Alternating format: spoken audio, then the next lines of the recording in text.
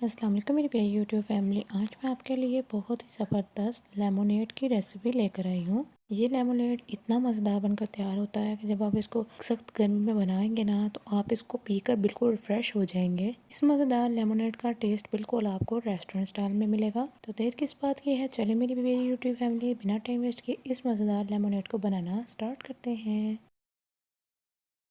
बिस्मिल्लाहिर्रहमानिर्रहीम। दार लेमोनेड को बनाने के लिए हम सबसे पहले 2 अदद नींबू ले लेंगे। लेमन की कटिंग आपने बिल्कुल इसी तरह से करनी है जैसा कि आप वीडियो में देख रहे हैं।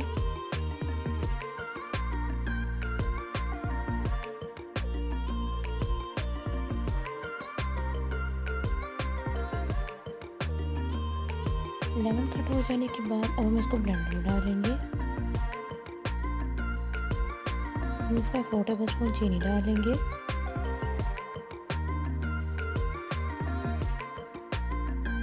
चीनी डालने के बाद हम इसमें हस्ब ज़रूरत नमक डालेंगे। नमक डालने के बाद अब हम इसमें 3 से 4 गिलास ठंडा पानी डालेंगे। अभी तक मेरे चैनल को सब्सक्राइब नहीं किया तो किस बात की देर है, जो है फटाफट सब्सक्राइब कर दें, बेल बटन प्रेस कर दें ताकि इससे आने वाली मेरी तमाम वीडियो की नोटिफिकेशन सबसे पहले आप तक वसूल होती रहे। ठंडा पानी डालने के बाद अब हम इसमें दोबारा से 1 अदद नींबू का रस डाल लेंगे।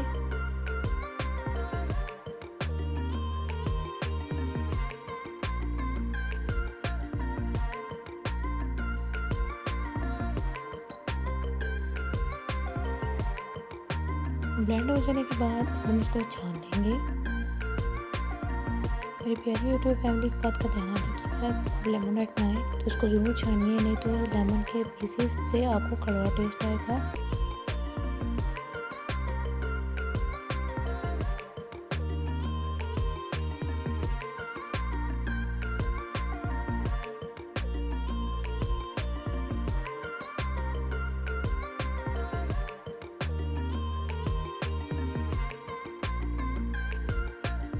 मिक्सचर छान लेने के बाद अब हम इसको दोबारा से ब्लेंडर में डालेंगे।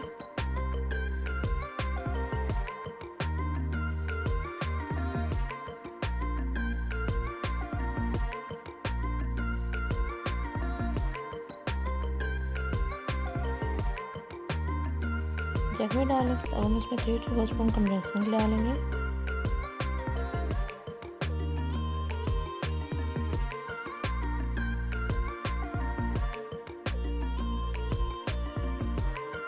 कंडेंस मिल्क डालने के बाद हम इसको दोबारा से ब्लेंड कर लेंगे।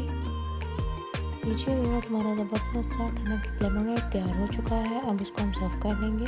आपने इसको इस गर्मी के मौसम में जल्दी से बनाना है। मुझे कमेंट्स बॉक्स में बताना है कि आपको ये मेरी मज़ेदार सी रेसिपी कैसी लगी है। ये मज़ेदार लेमोनेड आपकी सारी गर्मी को दूर करने वाला है और आपके मैदे को सुकून देने वाला है। मुझे उम्मीद है आपको मेरी ये ज़बरदस्त सी लेमोनेड की रेसिपी पसंद आई होगी।